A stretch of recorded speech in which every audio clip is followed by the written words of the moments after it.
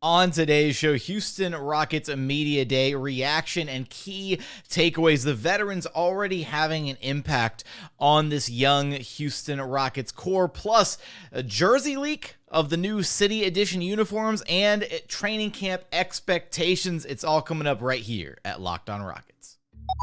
This is Mission Control, Houston. Ignition sequence start. Throw it up to Jalen Green. Sengun here in the short row. Oh my, that's the no-look. Jabari for three and the win. Yeah! Look at Tari, Eason. Here comes Tari. No! T-minus 15 seconds. Guidance is internal. The Houston Rockets select Thompson and Cam Whitmore. One thing I have never done is not made the playoffs, and so we want to take that step here as well. 6, 5, 4, 3, 2, 1.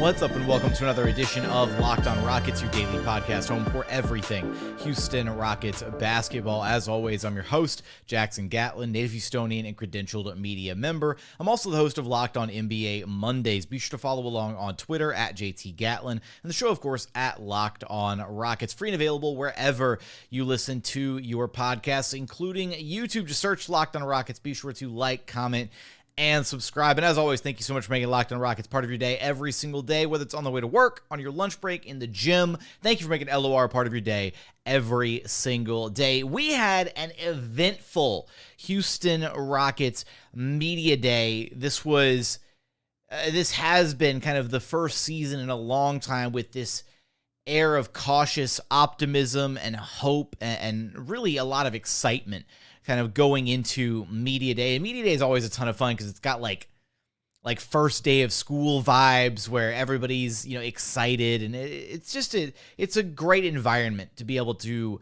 be a part of. And this Media Day for this iteration of the Houston Rockets felt so different than the last couple years, right? Last couple years it was like, oh yeah, we're excited and we're going to be young and fun and we want to develop in this. Whereas I think the common underlying theme, and the way that I want to try to do today's episode, is I'm just going to navigate and we're just going to go in sequential order of who spoke at Media Day. So I'll share thoughts on Rafael and Ime first, then Fred, and we'll just kind of go in that order with key takeaways and thoughts from those guys, and then we'll get to the end of the show just discussing the Houston Rockets City Edition jersey leak, courtesy of Fred Honcho, the man himself, and also just training camp expectations, right? What we can look forward to seeing out of these 4 days of training camp action for your Houston Rockets. So I think if I had to kind of summarize how Media Day felt, it felt like there was a level of maturity across the board that wasn't present last year or the year prior, right? It felt like this team, in a very short amount of time, has done a lot of growing up. And you get into some of the comments that were made by Jalen Green, by Jabari, by Fred, by Jeff Green, the young guys and the veterans alike. The constant theme is this team is tired of losing. Like, they don't want to be labeled losers anymore, right? They want to go and change the narrative about this team. They want to get this team back to playing meaningful basketball. They are hungry. That was a word that was used a lot. It was used by Jabari. It was used by Jae'Sean Tate. This is a team that is hungry. It was used by Jeff Green. This is a team that's hungry to achieve this season. So I think that very much that feeling was almost universal across the board for every player that spoke. You could see there was a drive and a level of desire that just didn't really feel like it was there the last couple seasons, because I think it's really tough when you're in a situation, in a rebuild, whatever, and you know that you're going to be a bad team going in. Like, you can kind of fake the excitement and this, that. This team knows that they have expectations, right? Things have changed. And that was kind of one of Ime's big driving home points was talking about accountability and expectations and how things are going to be different. So we'll get into a little bit more specifics here, but just, big takeaway, it really felt like this team did a lot of growing up in a very, very short amount of time. And I want to give credit to the veterans that they brought in because they're already having a monumental impact on this team. Fred VanVleet, Dillon Brooks, Jeff Green, Jock Landale, all these guys, right? The way that they carried themselves at media day, and you can already kind of see having those adults in the room is already rubbing off on the young guys. Love it, honestly. It was you can't necessarily win media day, but you can definitely lose media day if you say the wrong stuff or if you come away with the wrong vibe, whatever. The Rockets did not lose media day. I feel like they crushed it, honestly. Almost seemingly across the board. I will say, when Rafael and Ime spoke together to start things off, one of the things that we did learn, one of the major takeaways from media day is that Kevin Porter Jr. is no longer confirmed, going to be a part of this basketball team. The Rockets have basically erased him from existence, quite literally, because outside Toyota Center, you have like the electrical boxes that have like the murals, the artwork, whatever.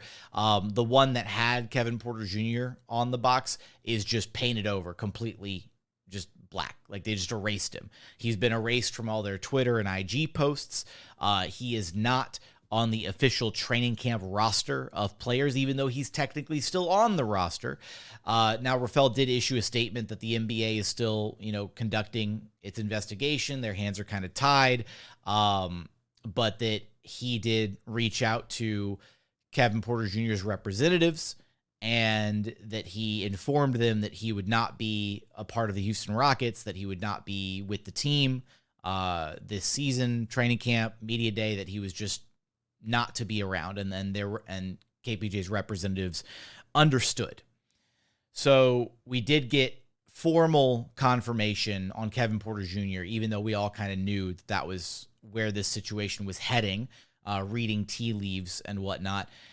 But I will say the one major downside, and I was pretty disappointed about this, was I think this is an organization that needs to be able to start answering some hard questions, and they haven't really had to in previous years. And I did my best to try and ask Rafael, how they could explain or justify their reasoning for what happened these past 2 years and all the resources and stock that was put in Kevin Porter Jr., given the fact that there were rumors and even some significant reporting about issues behind the scenes with Kevin Porter Jr. causing issues in the locker room, right? Chemistry, off the court stuff.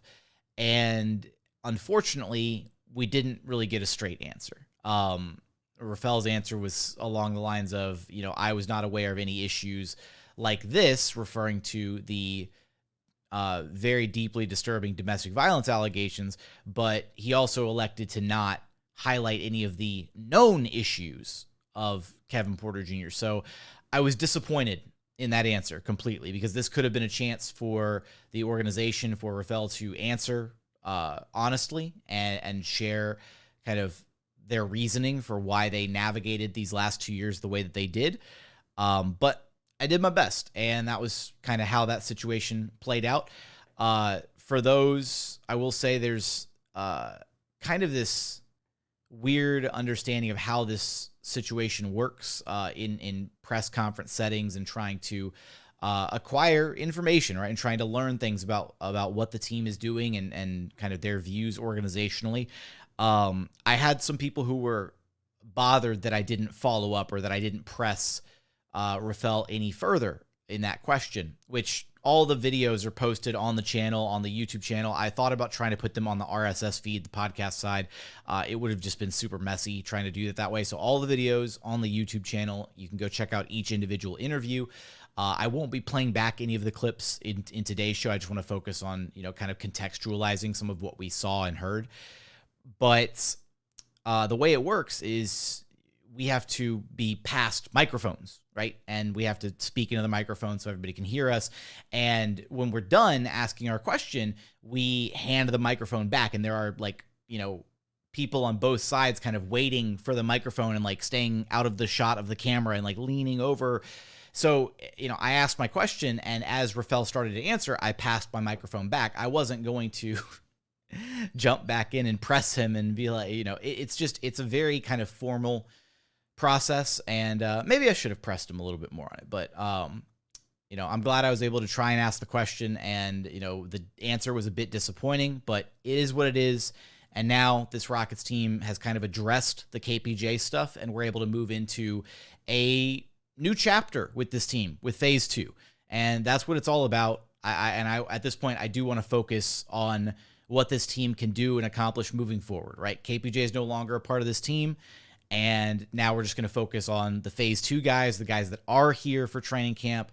So yeah, I do want to share some thoughts on what Ime Udoka had to say as well. And then we'll kind of go in order and just tackle the rest of the media day appearances. We're going to get there in just one moment.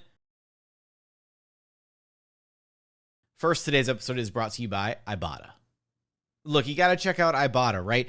Ibotta gives you cash back on hundreds of grocery items, from produce to personal care to pantry goods, so you can make sure you're beating inflation no matter what you are purchasing, right? Other, reward programs, right? They'll give you points and stuff that doesn't really amount to much. With Ibotta, you get actual cash back that you can cash out to your bank account, PayPal, or even gift cards. Just link your loyalty account or upload your receipt after you shop and get your cash back. It's that simple. You can earn cash back on hundreds of online brands too when you start with Ibotta, including Lowe's, Macy's, Sephora, Best Buy, and so many more options. So you've got to check them out. Download the Ibotta app now and use code LOCKED to start earning real cash back. Just go to the App Store or Google Play Store and download the free Ibotta app and use code LOCKED. That's Ibotta, IBOTTA, in the Google Play or App Store, and use code LOCKED.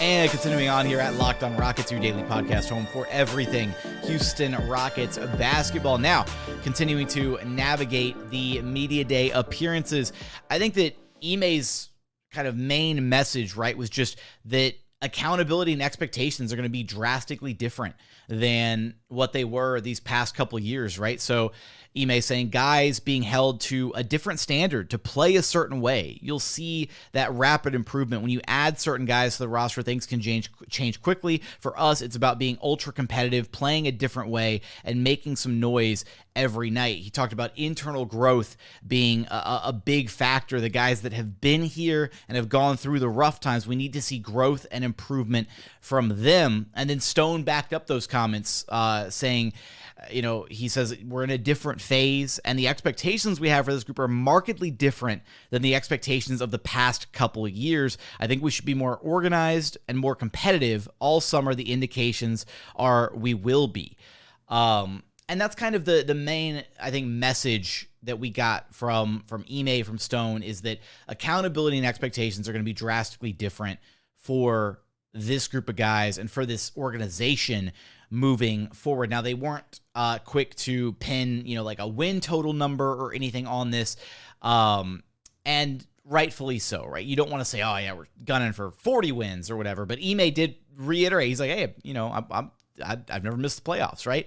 And that was kind of shared, that sentiment was shared by a lot of the players up and down the roster, right? There's optimism from the veterans that this group can make a push, right? And can get to the playoffs and can make some noise. So I think one of my things is we didn't really hear much, and I didn't get a chance to ask Ime a question, unfortunately. I only got one question to ask, and I did my best with what I got with Stone and the KPJ question. But I am definitely hoping to use these 4 days of training camp to get a better understanding of the vision that Ime Udoka has from an X's and O's standpoint for this basketball team. And again, press conferences are harder because you get one, maybe two questions per interview.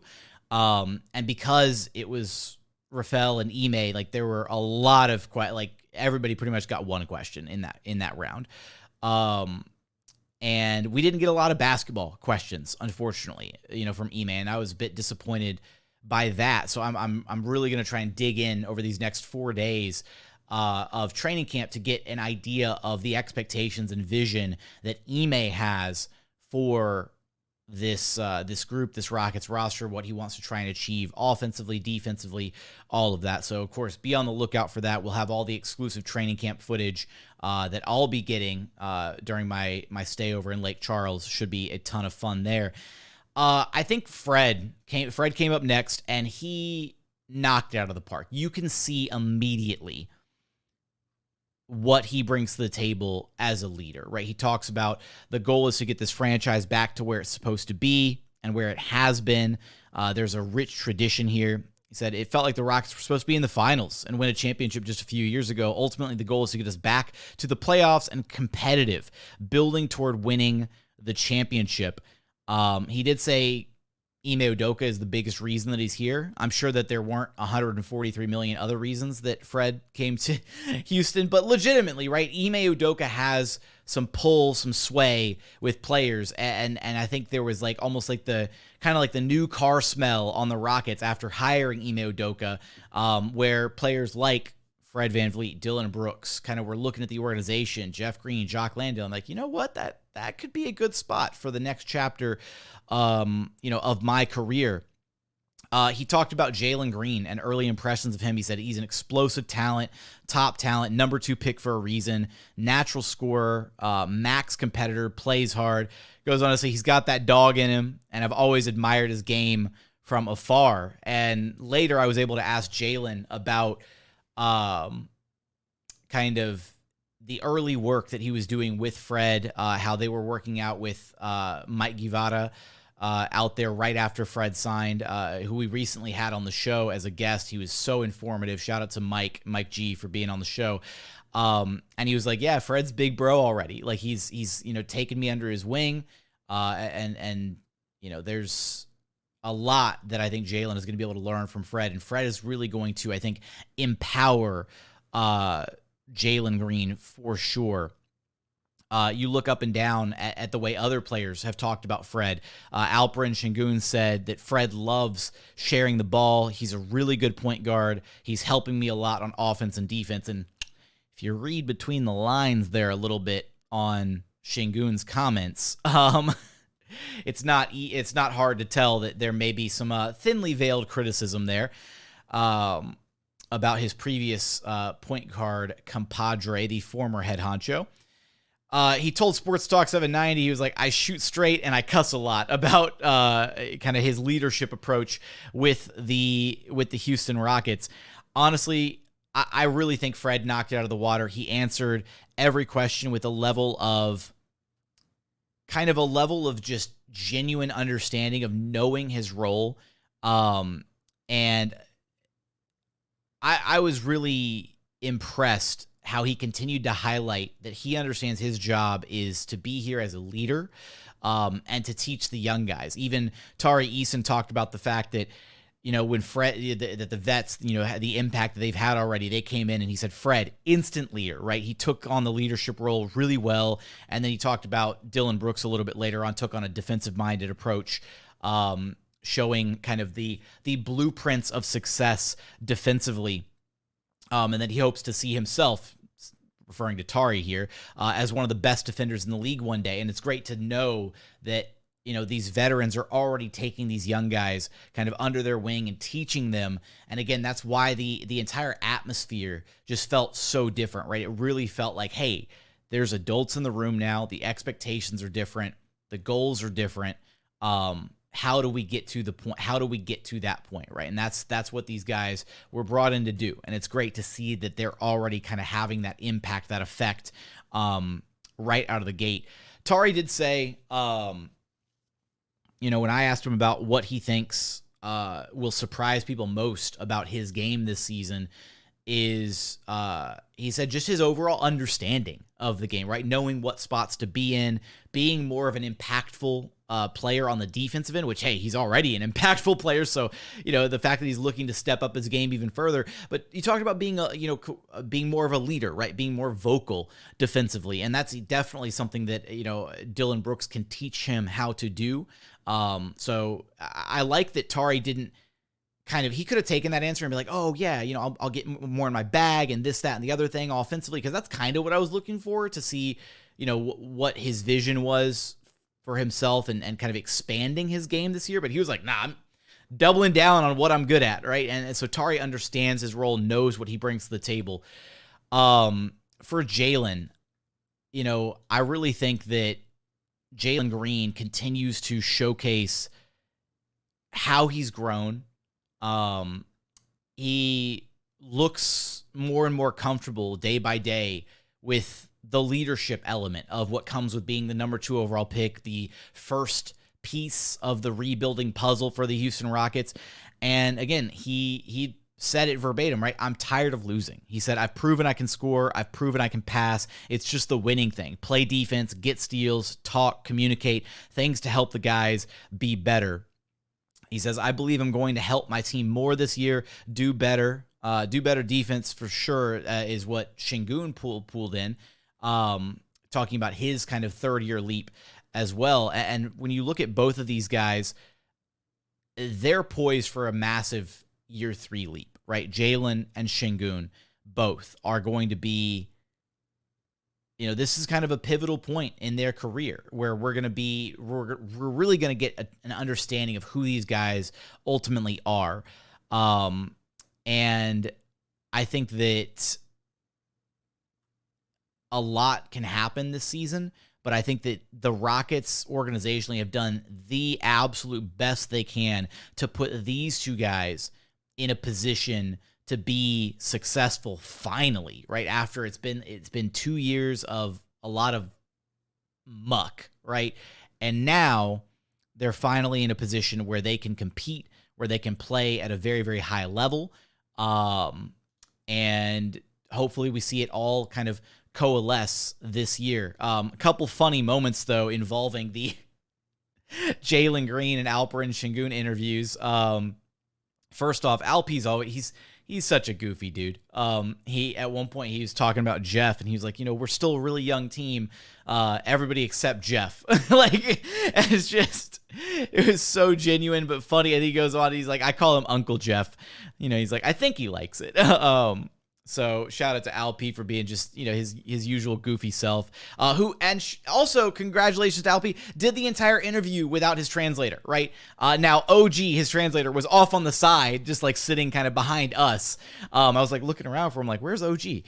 But he even he came up to the podium and he was like, all right, guys, easy questions. No long questions. It's only Alp today. And then when he left, he stood up and, I didn't catch this on video. I wish I had, I ended the recording and he stands up and he starts walking away. He goes, what? No clapping? No applause? I do the whole interview in English. And it was great. So then we all gave him a round of applause. He's such a funny dude.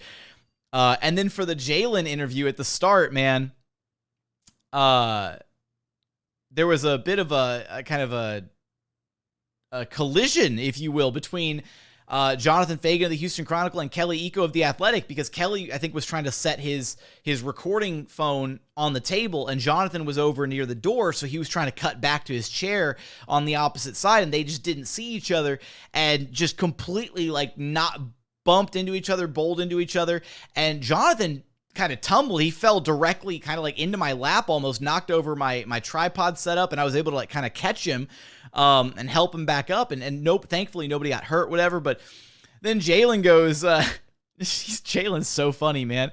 He goes, man, everybody's excited. And as we were getting things started up, Tracy, Rockets PR off on the side, goes, all right, because of that little, interaction, we'll give Jonathan the first question. And I had to chime in. I was like, well, that means Kelly shouldn't get a question, right? Because Kelly basically tackled Jonathan. She goes, yeah, definitely. And and then Jalen's final little comment was, "We got to get Kelly some pads." Like, just he's playing football out here with the other media members. It was funny. It was the players were cracking up. We were cracking up. We had a lot of fun with this media day for sure. Coming up, we still got some other thoughts on the other media day candidates that we spoke to, other players on the roster, as well as, hey, we had a jersey leak courtesy of Fred VanVleet himself, the City Edition uniforms with the H-Town across the front in the red, white, and blue that the Rockets have been teasing. As well as training camp expectations. We're going to get to all of that and more coming up here in just one moment.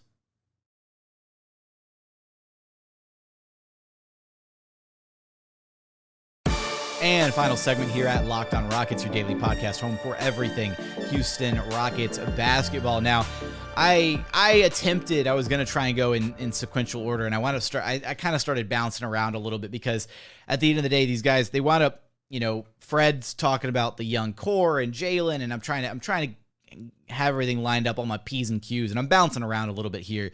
But for Jabari Smith Jr., right, he talked about kind of just his own vision for himself for what year 2 Jabari Smith Jr. looks like, and he kind of built on what we feel like we saw out of him in Summer League, which is just saying, show what I've added to my game, show what I've learned, be more confident and consistent, confidence-wise, swagger-wise, just a whole different player.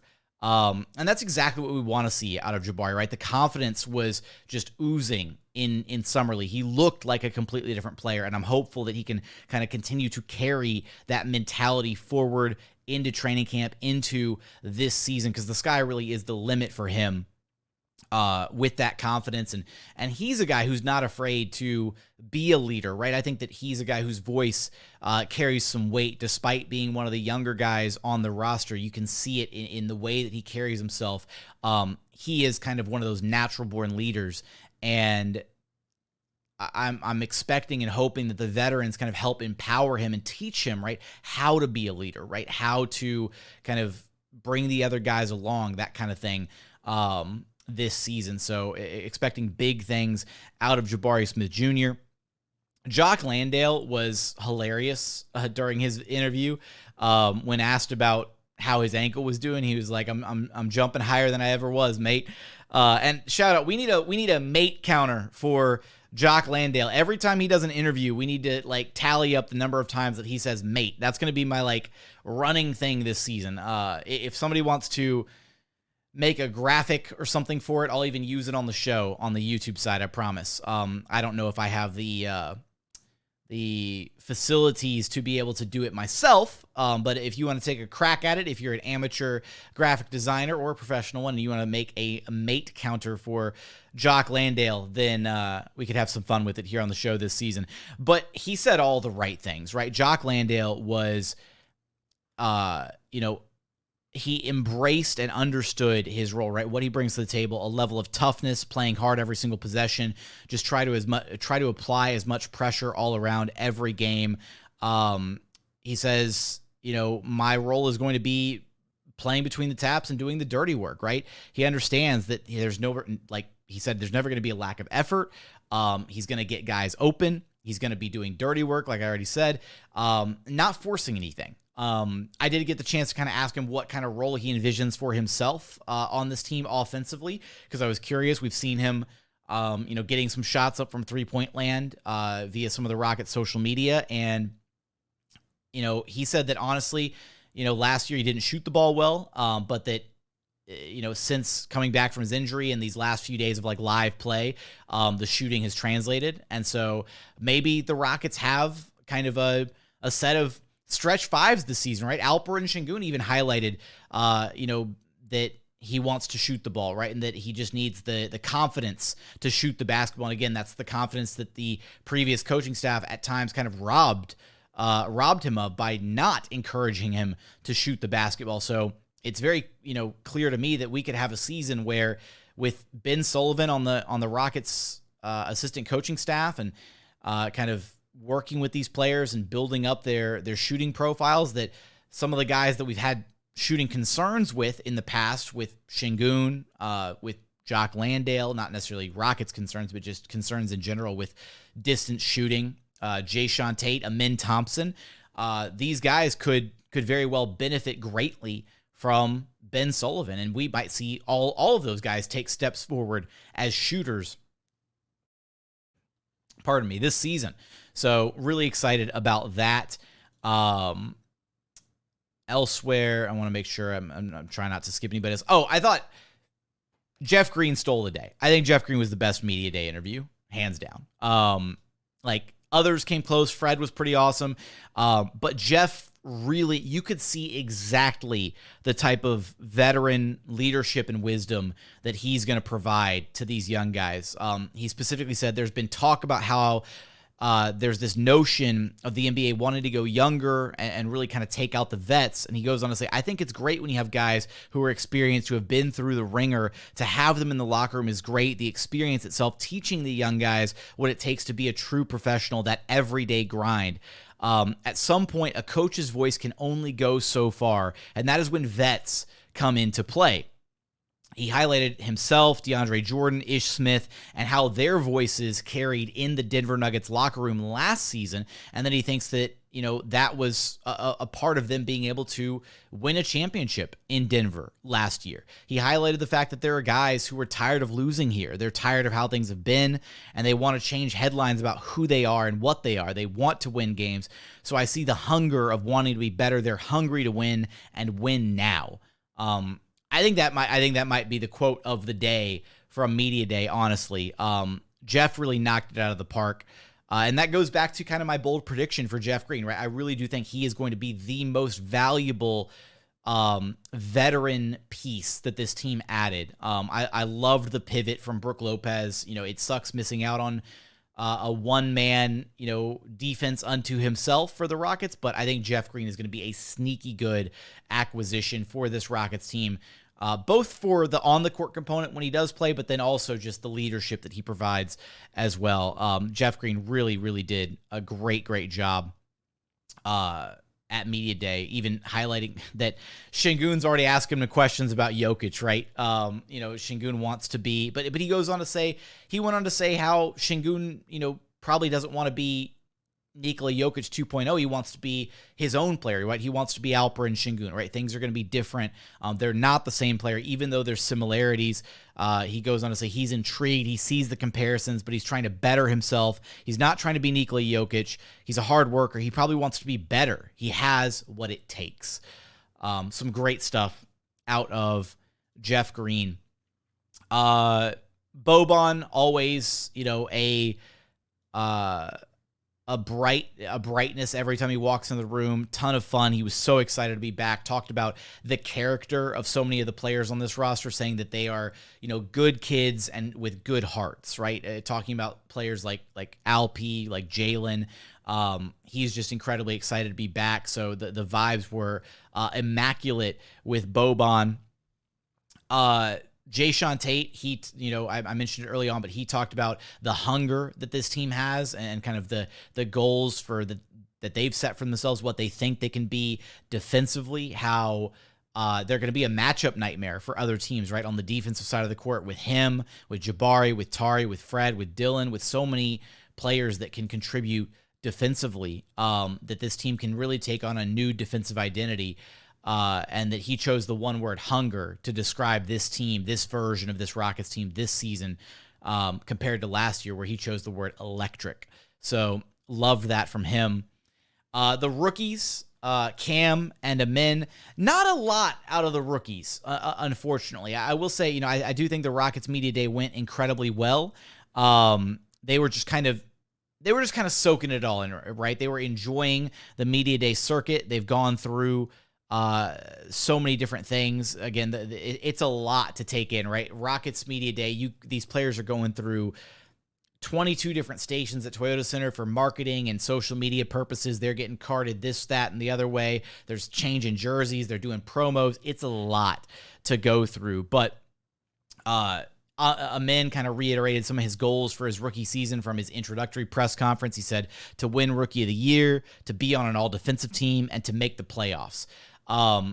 And it's weird because, like, Rookie of the Year and All Defensive Team are kind of individual accolades, but the way that Amin kind of carries himself and the way that he shared those goals, it doesn't feel like he's being selfish in saying those. It's almost like he's like, I want to be good enough to win those awards because me being good enough to win those awards means that I'm playing good for the team, right? It means that, something is going right here in my role for this team. And maybe that's me reading way too deep into the quote, but just something about the way he carries himself, right? It's I don't know, it's just different. His aura, as the Gen Zers would say.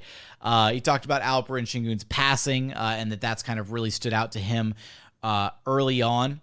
And I did get the chance. I asked Jalen, and Jalen gave me some crap about this in his interview with Sports Talk 790 when they asked him what the worst question he got asked was. And he said somebody asked me about who has the best dunk package on the team, and he goes, obviously I was gonna say me. So I followed up and I asked Cam about the dunk package thing, and Cam said Cam goes on to say that he said that he was a powerful dunker. My first priority when I go to the rim is to rise above my defenders. So Cam also said he thinks he's got the best dunk package on the team. I was going to try and make it a recurring thing and get the dunk package question into Jalen and Cam and Amin, just to have a little fun with it, see what they would say, about their teammates, that kind of thing. So that was kind of some fun.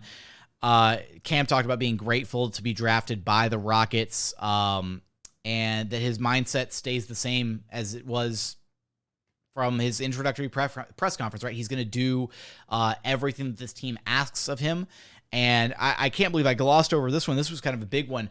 When asked about the void that was left by Kevin Porter Jr. no longer being with the team, Ime specifically mentioned Cam Whitmore as a viable option to help fill that void. So we may actually get some early Cam Whitmore minutes. Again, the Rockets haven't been able to do anything with Kevin Porter Jr. yet. They haven't been able to find a replacement for him in the rotation. So there may be some expectations that, Cam Whitmore could be a part of this Rockets rotation, which we didn't really think was going to be a possibility.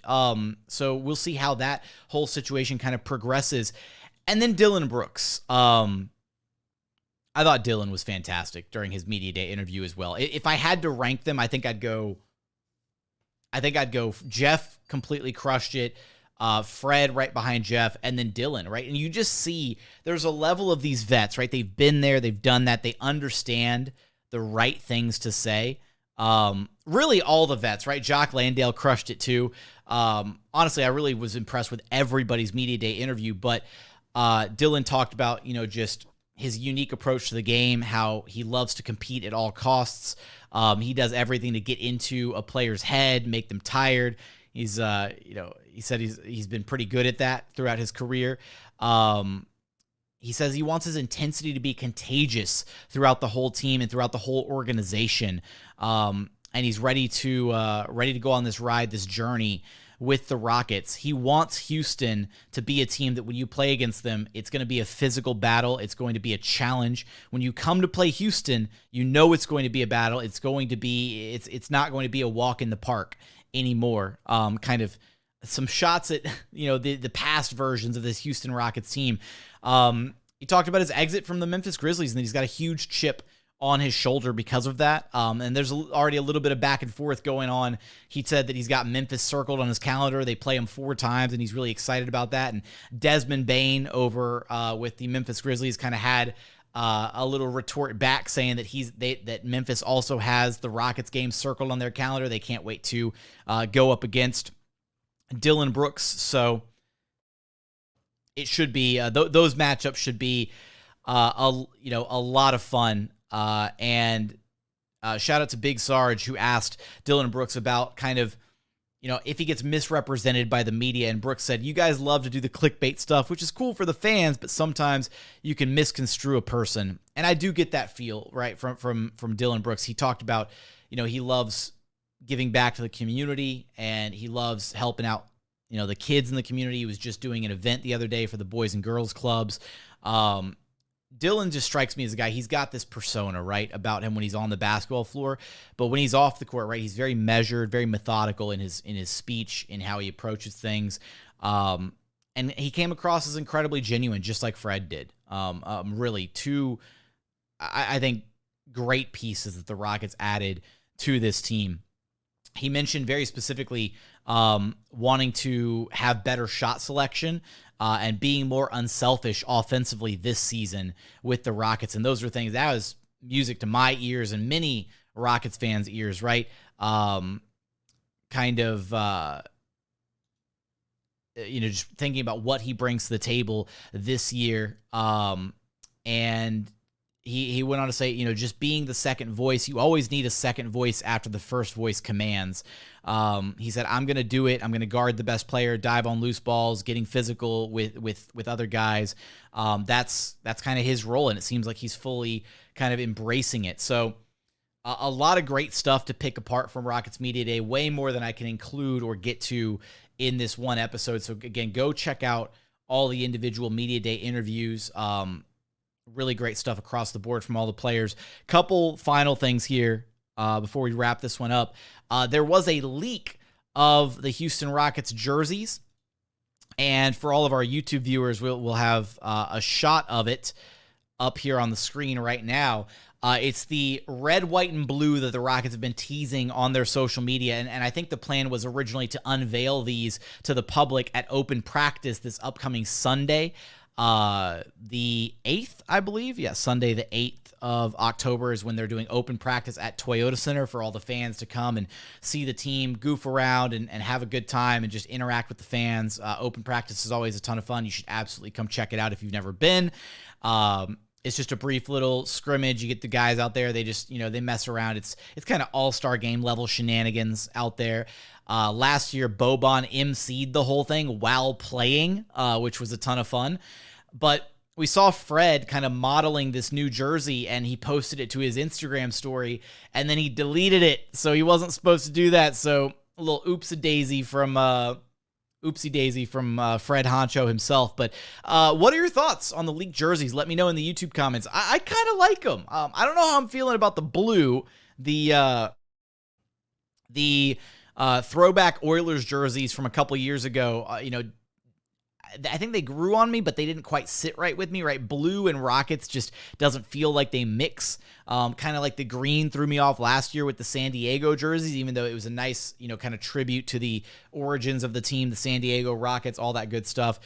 But let me know how you feel about the new look H-Town Rockets jerseys, which are very clearly Phi Slamma Jamma inspired. And again, Hakeem Olajuwon, Clyde Drexler are both going to be in attendance for Rockets open practice, and I think that's when they're planning to unveil these new H-Town inspired jerseys. Again, Phi Slamma Jamma inspired. So we'll be on the lookout for that. We'll probably get official confirmation a little bit later on, but with Fred having to delete that off his IG story, I think he slipped up a little bit there.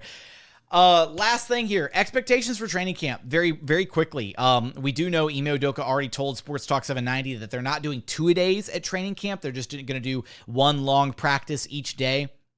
We'll get the media availability kind of in the middle part of the day, so whenever practice wraps up, hopefully we'll be able to be given some B-roll footage, some looks into what the players are working on, how they're scrimmaging, all that stuff. The previous regime kept things pretty much under lock and key. We didn't get to see a lot, unfortunately, and every organization in the NBA handles training camp differently, right? Other teams and organizations, the media gets almost like unfiltered access to what they're doing behind the scenes. And hopefully with Ime Udoka here now, it'll be interesting to see how much access we get as media to what they're doing behind the scenes at training camp. I'm hopeful that it's more access than we've gotten in the past. But so again, we already know they're not doing two-a-days. And again, I mentioned it early on. I want to try and hopefully get a better idea of the X's and O's that they're hoping to accomplish this season, right?